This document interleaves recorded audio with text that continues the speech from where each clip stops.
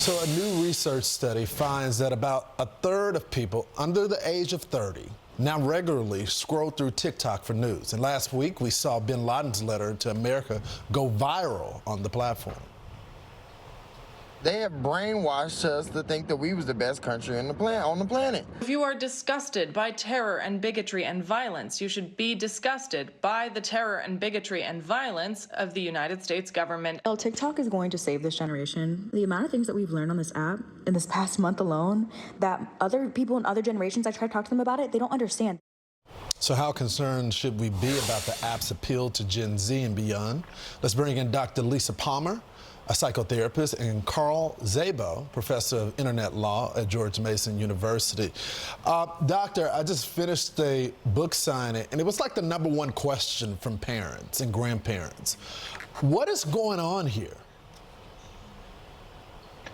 Well, there's a lot going on. I mean, technology has a lot of power, and a lot of people are turning to TikTok. I can't even tell you how many people have told me that TikTok has even become their therapy. They're getting advice from TikTok. So we cannot deny the power of technology, and we have to be able to have corporate consciousness and our own consciousness and really be careful what we're watching and what we're listening to, and take care of our own mental diet.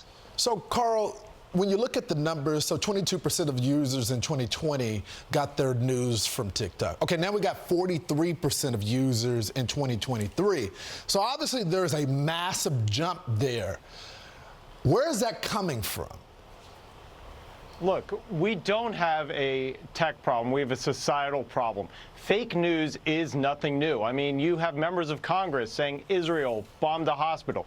You have the front page of the New York Times repeating it. And now people are looking for other avenues of information, and the internet is there. But the answer is that we as parents, we as Americans, need to begin looking, teaching, and learning. We need to look at what our kids are doing. We need to teach them about the truths of history, and we need to learn better ways to educate ourselves than just looking at social media or even looking at what we're seeing on the front page of the New York Times. So it's up to us as Americans to take control of our destiny. Carl, you're so right. Dr. Palmer, the question is it too late?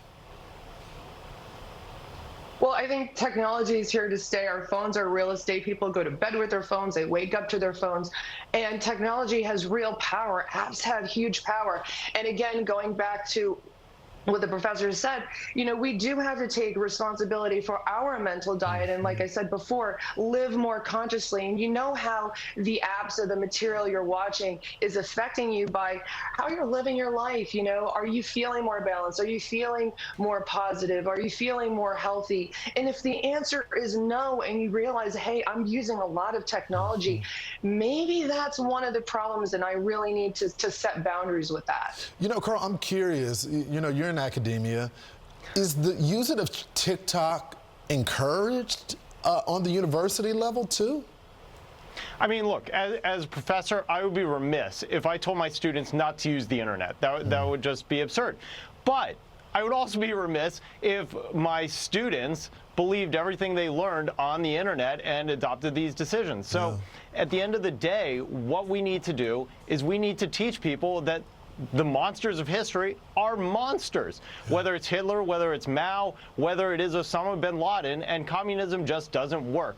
So that's what we as professors need to do on campuses, but at the same time, we don't want to ban technology. We don't want to ban speech, because ban is something we see in authoritarian regimes. Instead, we need to educate people, we need to empower them, and we need to make them crystal clear that even if they weren't alive when 9/11 happened, bin Laden is a bad guy.